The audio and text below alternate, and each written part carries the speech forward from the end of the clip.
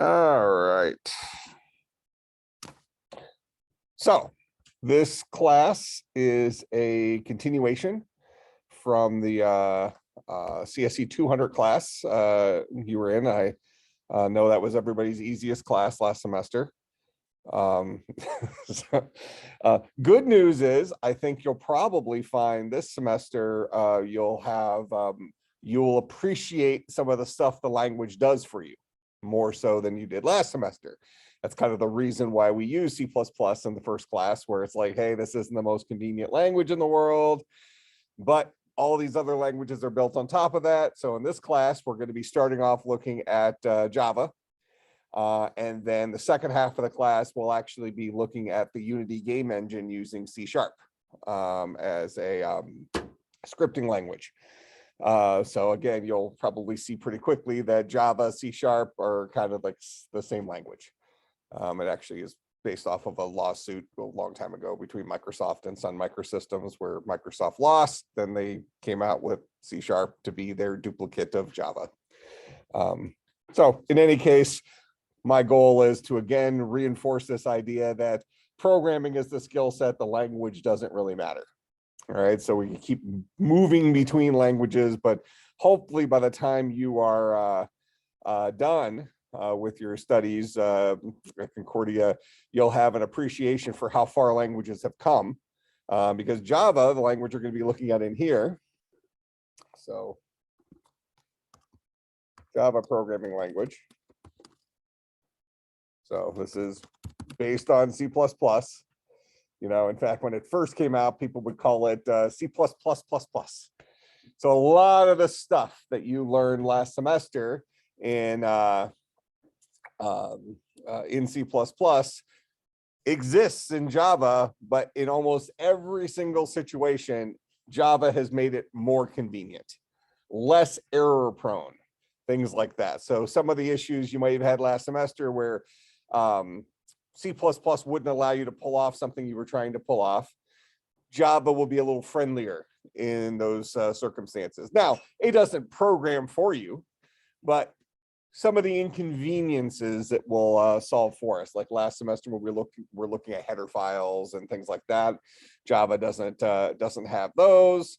With all those import statements, bringing in your other your classes when we're writing objects near the end of last semester, Java automatically will import those. It just knows about the stuff that's in the same directory. So a lot of like kind of the bookkeeping stuff, Java just does automatically for you, because this is a pretty common thing that happens in most languages. So hopefully we start appreciating some of the power tools as we've gone from stick shift to automatic transmission, probably something along those lines. And then as you keep going through the program and we start working with, like, for example, the second 8 weeks when we start working with the game engine, Unity, I mean, we'll be looking at, we're not going to write a video game so much, but we'll be looking at some of the basic tools you would need to write a video game, because the game engine effectively is a tool that marries the programming language, C#, the scripting language, with a thing for building 3D interfaces, putting a sphere on the screen and moving it around and crap like that, giving a visual side to our applications. We're up to this point, everything we've written has been all very text-based, not a whole lot of graphical, because the graphical side of things adds a whole nother component to software development that has very little to do with programming and a whole lot more to do with kind of playing the game. For example, like if you're building user interfaces for Android, if you're writing Android applications, Android has these various layout type things, and you kind of have to play the game of putting, certain layout boxes inside of other boxes, and then putting a button inside of this one so it gets sucked over to the left-hand side because that's where you want it on the screen. You're like playing kind of a video game with these visual widgets that has nothing to do with the programming, but a lot to do with problem solving. All right. So we'll start moving towards the idea of using modern tools for allowing us to pull off, what we would consider a modern user interface, although you probably wouldn't write something like Microsoft Word in the Unity game engine. You would probably be using something like a C++ or a C#, and especially if you're doing it just for Windows, if you use Microsoft's tool, which is Visual Studio for building .NET applications, it has a graphical user interface builder. So as long as you're mirroring Microsoft languages to your user interface, you can use Microsoft's Power Tool for building your user interfaces. Okay. If you try to build user interfaces with Java, that actually is a little bit more of it's not a horrific thing, but it's a little bit more of a headache. One of the reasons for this is that Java is what's called platform independent. All right. And what does that mean? That means that you can write your Java program once and run it on any operating system that supports the Java virtual machine, the JVM. Okay, so what's the advantage of this? Well, when we wrote our programs last semester, we talked about the idea of something called a compiler, right? So a compiler translates from a high-level language to a low-level language. That's what that tool does, right? So we wrote our code last semester in C++. We wrote this high-level code, even though it seemed like Greek to most of us, right? As we're just getting started, we're still supposed to be pretty crappy programmers, most of us in here, right? We're just starting to get some experience. Because again, we're putting in the reps. Hopefully you're starting to believe that some. Okay, so it translates from a high-level language to a low level. So we wrote our C++ code. Most of us were using the online GDB thing. So we compiled it by hitting the little play button, right? And that ran it through a compiler behind the scenes, which then turned it into code that would run on probably the Intel-based computer in the cloud that online GDB is using. If we were doing it here on my computer, I would run it through the C++ compiler on my computer called GCC. That's the GNU C compiler. And it would take the C++ code and turn it into an executable that knows how to run on Mac. If you were on a Windows machine, you would run it through whatever C compiler you're using. Maybe you're using Microsoft's Visual Studio, using Visual C++. You type in your code there. You would build it. It would turn it into an executable that would run on Windows. Okay, remember we talked about compilers, that compilers target an operating system and an architecture. So if you remember way back at the beginning of CSC200 last semester, we looked at Hello World Linux assembly. Just a reminder of this guy.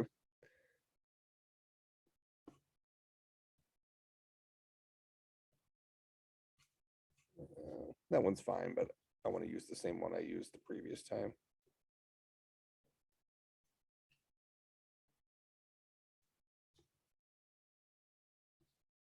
Oh.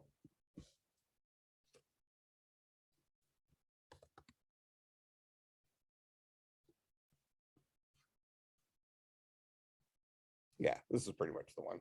All right, and so this looks a little cryptic to us. Now, I think most of you are taking the 325 class this semester, right? Okay.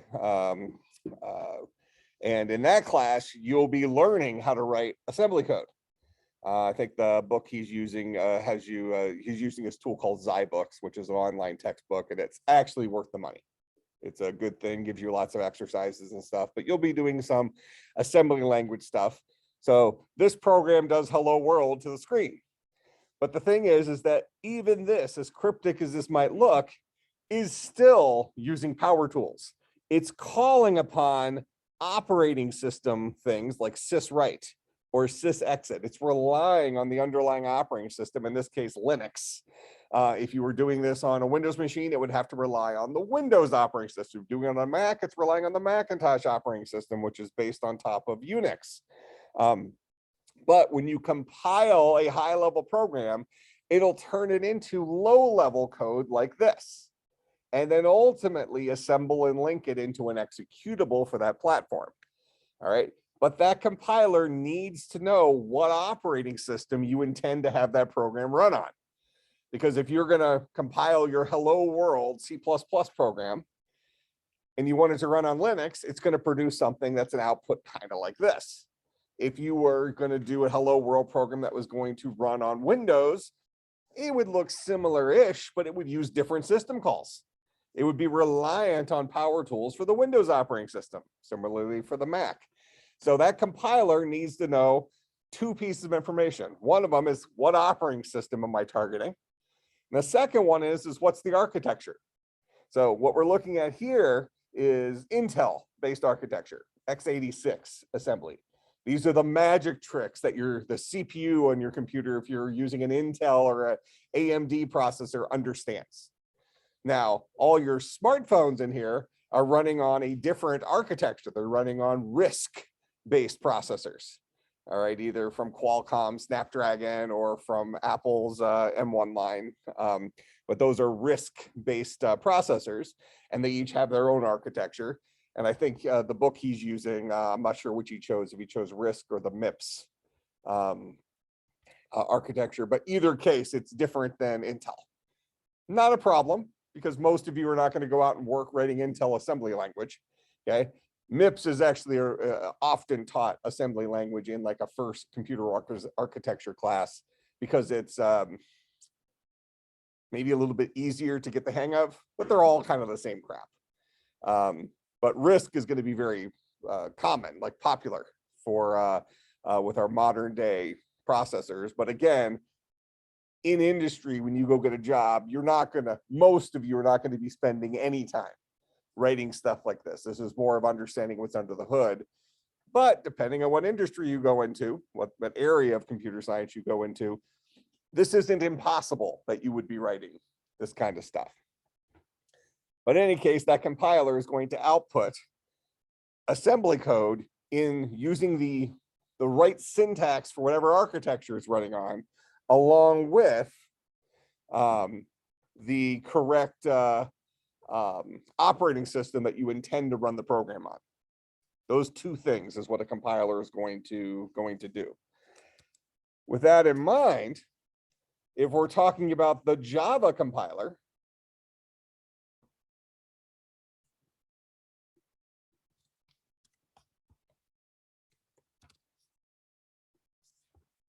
turns high-level Java code into what's called Java bytecode. So Java bytecode is the assembly language for the Java virtual machine. So we'll call this Java assembly language.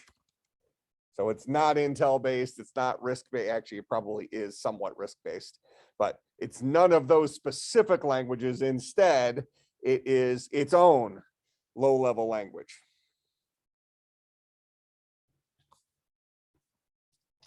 Okay. Now,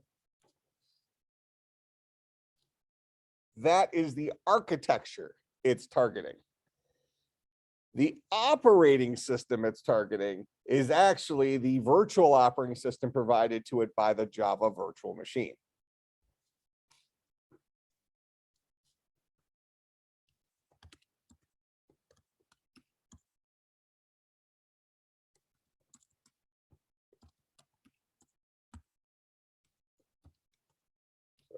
JVM, if you ever see that acronym, is the Java virtual machine. So now what I said here on this slide is that the Java programming language is what's called platform independent. You write your code once, it will run on any computer that has the Java virtual machine on it. Why is that? Because the Java compiler targets Java bytecode and the Java virtual machine, not the operating system that the virtual machine is running on. So that means the people who came up with Java, which was Sun Microsystems, now owned by Oracle, they wrote the Java virtual machine for Windows. Then they wrote it again for Linux. Then they wrote it again for Mac, so on and so forth. So the Java virtual machine, that software application, probably written in C++, runs on a bunch of different operating systems, but it understands Java bytecode. And the Java virtual machine that was written for Windows knows how to talk to the Windows operating system. The Java virtual machine that was written for Mac knows how to talk to Mac. The one who was written for Linux knows how to talk to Linux. Okay. So with that in mind, if you compile your program, let's say it's the Hello World program in Java, it will turn it into Java bytecode that the Java virtual machine knows how to run. And if you happen to be running it on the Windows version of the Java virtual machine, it will interpret that bytecode and tell Windows what to do to ultimately get Hello World on the screen, which will have the same result, but might go through a different mechanism, different magic tricks are being called in order to ultimately get Hello World on the screen on a Windows machine, compared to maybe on a Mac, calling the system calls of the Mac operating system to get Hello World on the screen, similar to Linux. All right. So that means even though all three of those programs will have the same ultimate output, Hello World will be on the screen, they won't necessarily all be at the same speed. So even if they're all running on identical computer hardware, same speed processor, same amount of RAM, stuff like that, depending on the operating system, one operating system might be a little bit more efficient at getting something put on the screen than another one. From a human being perspective, probably not that measurable, right? Probably not going to be able to say, oh, well, Windows was way faster at getting Hello World just spit onto the screen. That's going to pretty much happen instantaneously. But if you were to measure it at the nanosecond, it is possible that maybe Linux-based Hello World runs a fraction faster than Windows, just because the virtual machine has to accomplish putting Hello World to the screen just slightly differently. Make some sense? Okay. But as a Java programmer, that's not our problem. We're going to write our software one time, and already that software will run on any computer that supports the Java virtual machine. That's a good thing, right? If we were a C++ programmer, that's not necessarily the case. Now, was that really a problem for us last semester with the kind of the simple programs we were writing? No.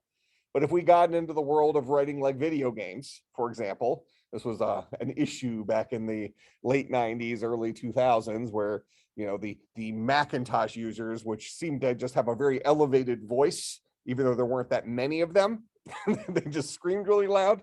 They would complain that video game X, Y, or Z didn't come out for Mac. It was only available for Windows. Well, why? If you're a Windows developer, if you're a video game developer, you want to make money. So if you write your game for Windows, more people are available to buy it than on the Mac. Even today, for those of you who are PC gamers, even if you have a MacBook that's your laptop, you have a Windows-based PC at home for your PC gaming, right? Nobody's going out and buying an iMac for hardcore PC gaming, right? That's just not the right tool for the job. Even though there are plenty of games that have been ported over to the Mac and you can play certain games that way, all of them are available for Windows. There probably is one, but it would be difficult to find some game that has any level of popularity that's only available on the Mac, not on the PC. Go ahead. Is every game possibly be ported on from a Windows system to a Mac? Could it possibly be ported? Is that what you're asking? Yeah, it could. They could go back and they could rewrite, because really the challenge isn't the underlying C++ logic, it's the graphic stuff. The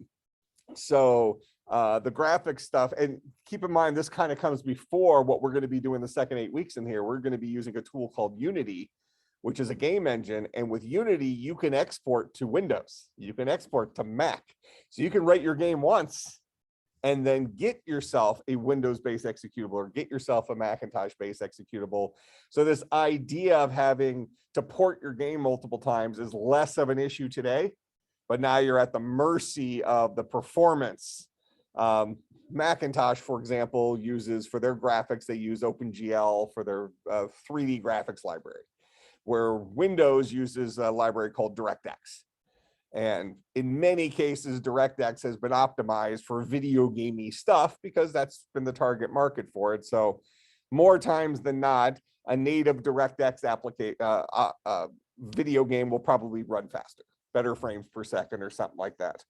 But if we forget about modern day game engines and we roll back to, late 90s when people were writing a video game and they were writing the C++ code to make the video game work for Windows, they were targeting Windows specific 3D APIs, application programming interfaces, to make graphics and stuff appear on the screen in Windows. And those are not compatible with doing the same thing on the Mac. So it wouldn't just be go in and recompile it, telling the compiler, oh, target the Mac operating system now. You would have to go in and change the libraries you were using for making 3D stuff show up on the screen. So it isn't just as easy as just recompiling. You would have to rewrite chunks of that. And then ultimately maybe not getting the performance that was necessary, because chances are most video game writers, they try to, especially with modern, what we would call AAA games, the high end, tons of explosions and things like that, video games that are out there, they're trying to make them look as good as possible, maximizing your hardware while still having the game run.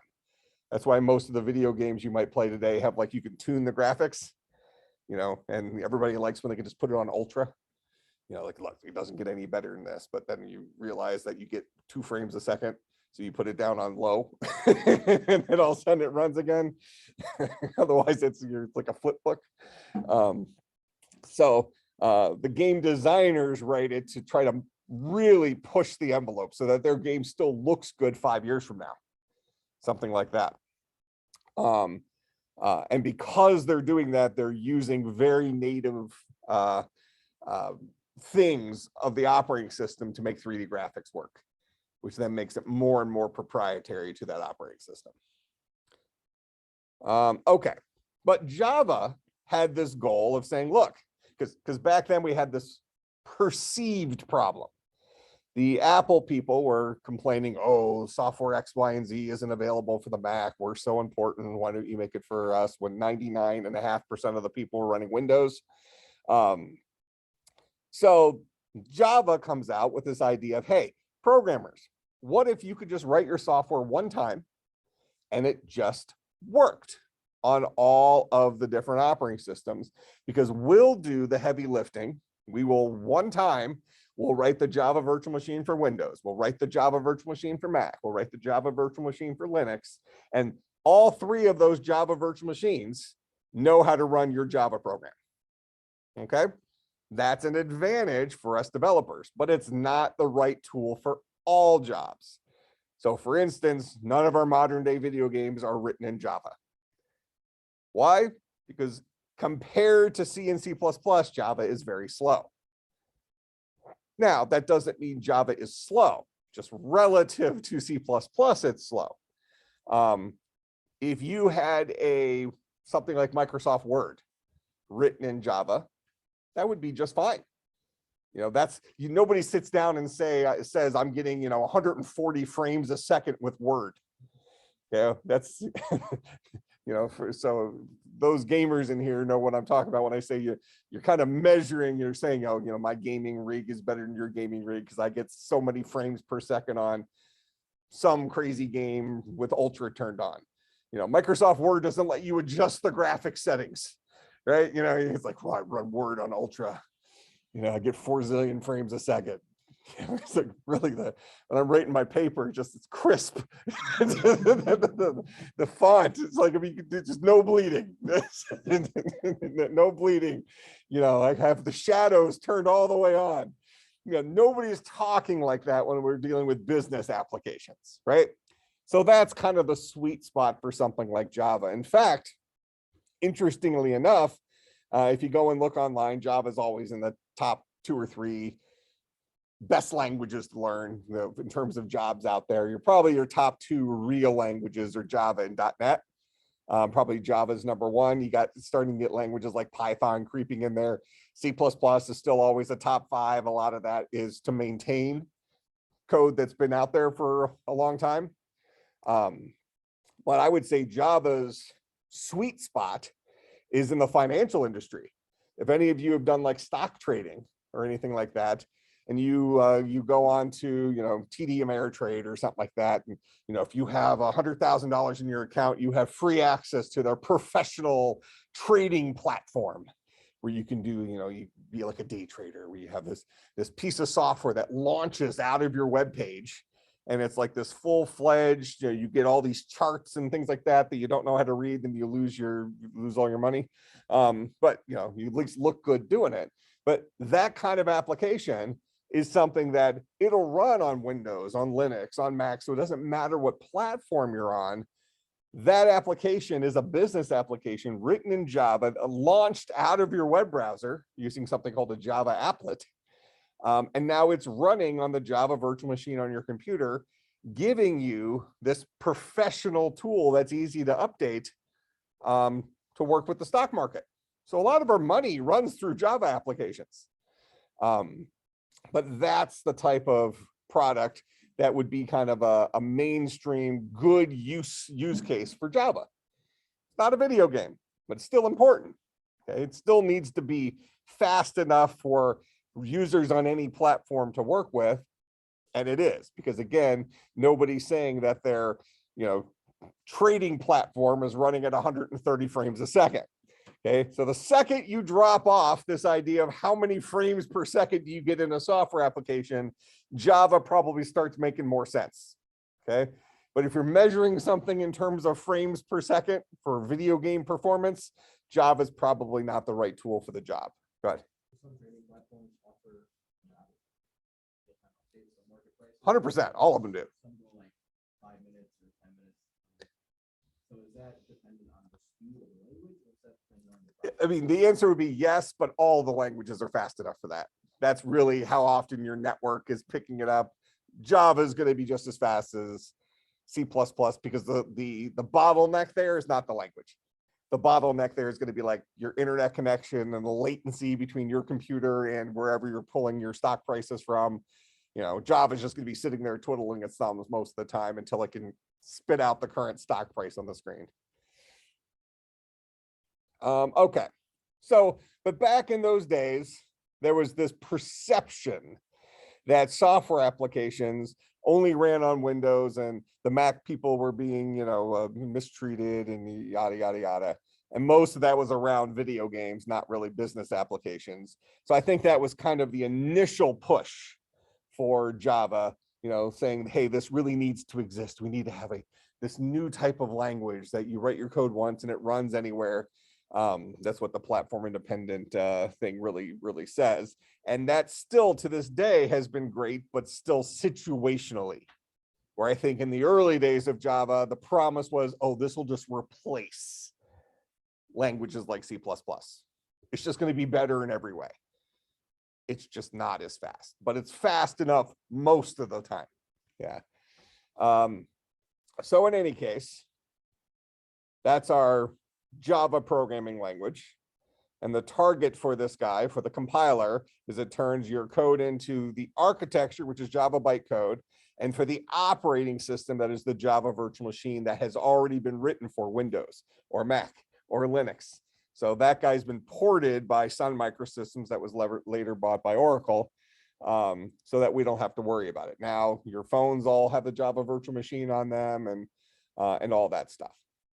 Okay, so Java is a very good application, a very good language for writing business applications, as well as things that run not so much in web pages, but launched from web pages. They're still running natively on the person's computer. So it's not just an output from a web page. There is a Java-based technology for web pages called JSP, Java Server Pages.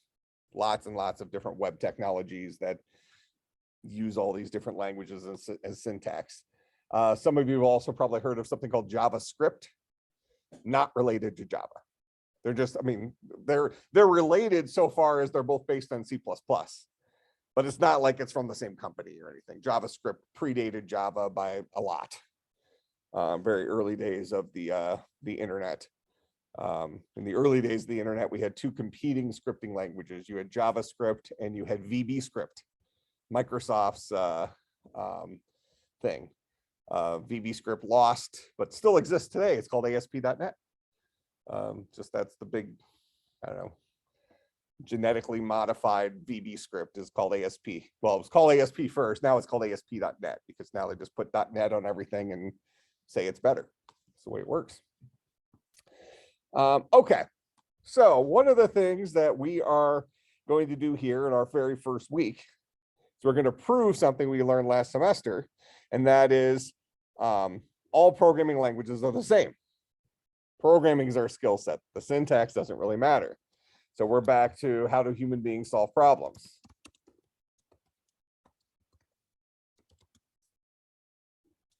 Memory, ask questions, repetition. And we have this slide called the mapping, right? Memory, done through variables. Asking questions is conditionals, usually if statements. Repetition is done through loops and functions. 100% of programming languages have facilities for these things. So if we can learn how does Java accomplish these things, we can already solve a huge set of problems using the Java language, having just been introduced to it. And you're going to find out pretty quick that a pretty high percentage of our knowledge from C++ directly translates over to Java. Okay, so we're going to start off here. Now, if you're thinking about tools for writing your Java programs, once again, I'm going to use online GDB. That way I don't have to manage a whole bunch of people's different installs. But so Java IDEs, integrated development environments. We're going to use online GDB in here. But if you'd like to use something different and you know what you're doing, that's fine. You still got to give me a link to your code. So I'm going to show you how to do it for most people in the class. But if you want to go outside of that, and then you can provide me a GitHub link to your code or something, that's fine.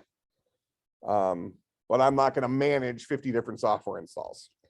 So online GDB, we're going to call this guy the class standard for us. It would not be an industry standard. If you were a professional Java developer, you would be using one of the other tools. You might be using Eclipse.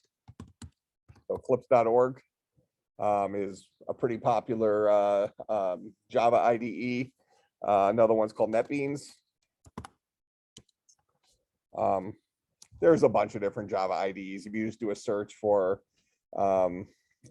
best Java IDEs out there, you'll get a list of probably 10. Eclipse and NetBeans will be on this list. There'll be a couple of other IntelliJ will be on there.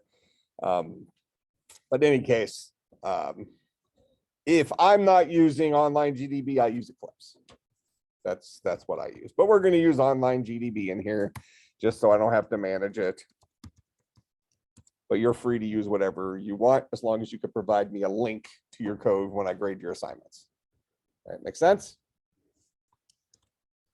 With that in mind, let's look at our Hello World program in Java. So we'll go ahead and create a new project here.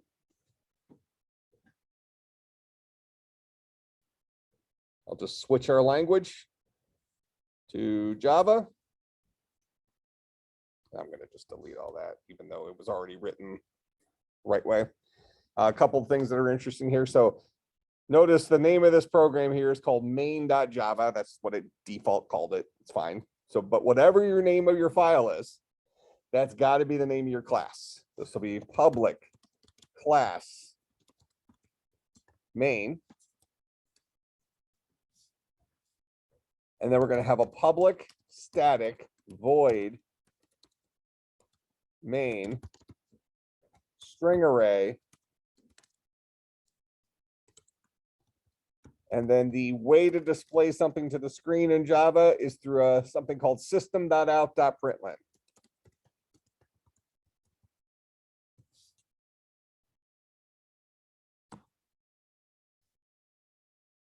So there's hello world in Java.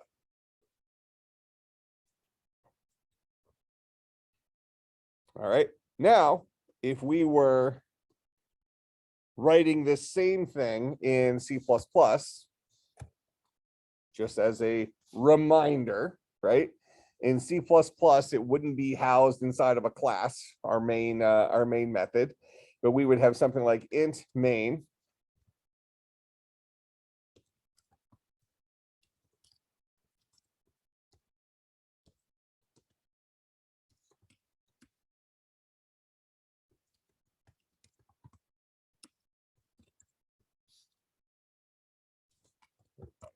Return 0 somewhere down there.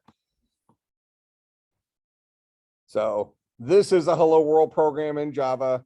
This is your hello world program in C++. C++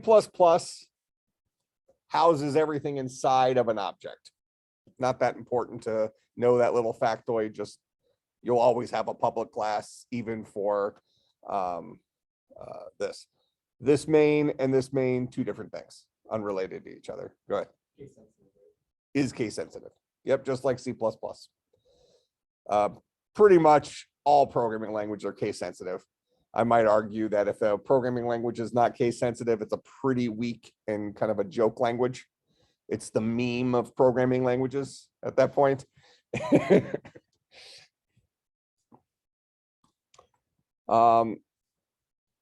And really, let's see, can I rename this?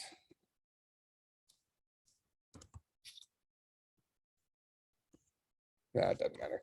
I usually would not have named my class main here. I would have said something like driver.java.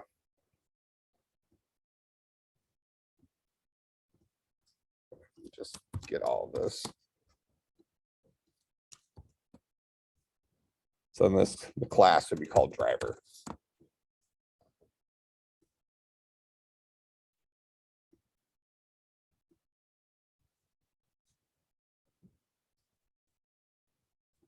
Make sure it's actually running this guy. No, it's still running this other one.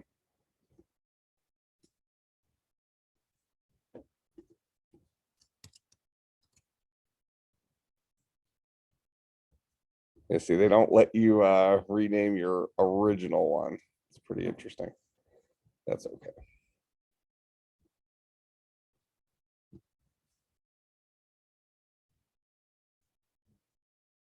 Why is it that the class Can That's you just the screen rule. share the online GDB? Oh, I can. Did it really just take people 30 minutes to tell me I wasn't screen sharing? We've been typing in chat, but I wasn't sure if we could Oh, just like ask in the voice. yeah, I won't see chat 90% of the time. Okay, because it doesn't like pop out at you if you're doing stuff. But I have been recording my screen. Although the interesting thing there is, since I was recording my screen, I wonder if what I was, since I wasn't sharing, if it's going to record that. I think it does, but I'm not positive.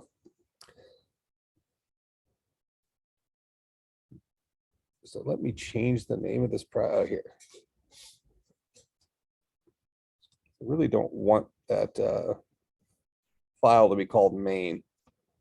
It's not a problem if it's called main. I just hate the fact that it named it main here. Every single, you remember me saying last semester, all programs begin and end with main. That's true in C and C++ and Java and C#. These are all true statements. So all, and I also don't really like this formatting. I like the curly brace to be on the next line down like that. You could write it however you want, but that's would be my suggestion.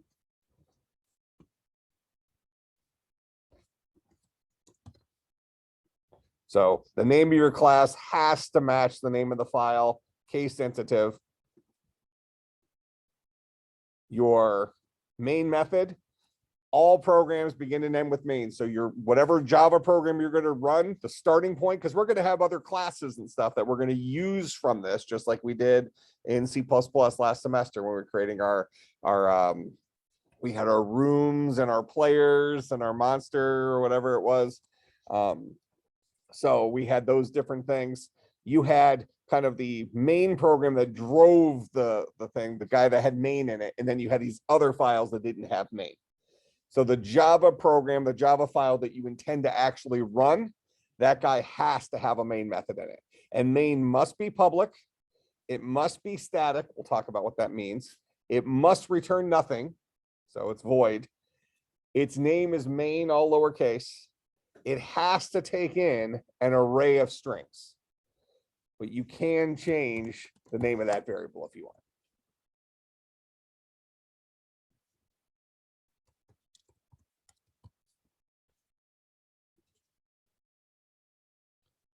All right, so this is the syntax for a basic Java Hello World program. Name the class whatever you want, but it has to match the name of the file. But then this stuff right here, with the exception of this word, you can name that whatever you want.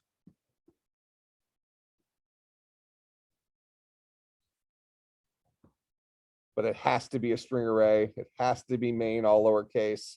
It has to be public static void. What you write in here is up to you. But since I'm outputting hello world, it's going to look like this. But system.out.println is equivalent to Java's or C++'s cout.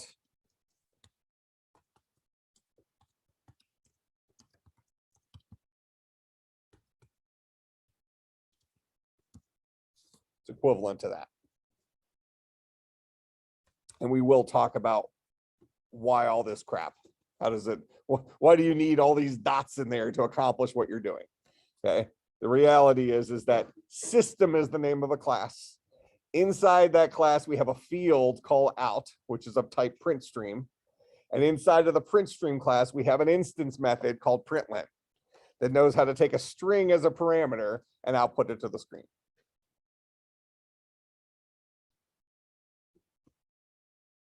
Where cout here, what did it do? It required us to have IOStream imported, right? We had to include IOStream, and we also had to be using namespace standard. If we weren't using namespace standard, we would have had to say std like that for cout. So we can think of namespace standard as kind of maybe being like system.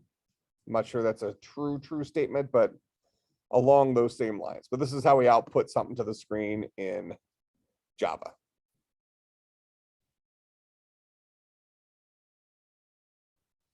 Okay, now, just in our last couple minutes here, just to give you a little rundown, we can say int a is equal to 5. Does that pretty much look just like C++? We can say for int I is equal to 0, I is less than a, I plus plus.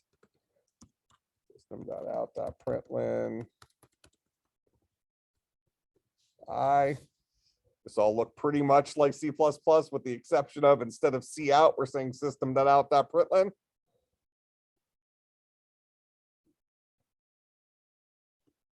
So there's our output of that. So remembering stuff, writing a loop. We can ask a question in here. If I mod 2 is equal to 0, if it's an even number, if I is currently an even number, then let's write it out.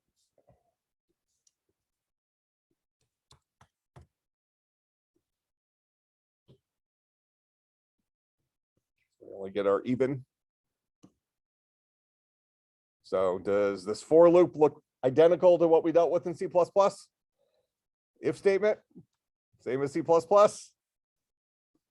Defining a variable, we had the variable type followed by its name equals its value. Lines end in a semicolon, just like in C++. It's pretty clear that this language is based on C++. Okay. And we've already written a function here. And this function looked pretty similar to functions you would write in C++. we say something like int do something, int A, int B, maybe call this add nums. Return A plus B.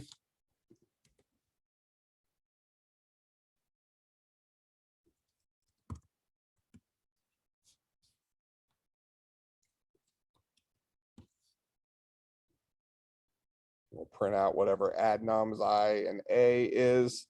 Now, this guy does need to have static in front of it. We'll talk about that later.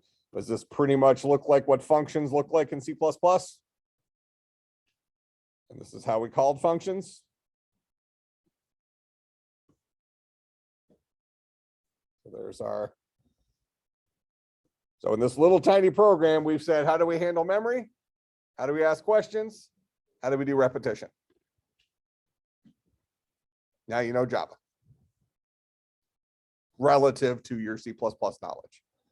Okay, so your programming skills haven't necessarily enhanced in the last 50 minutes, maybe a little bit.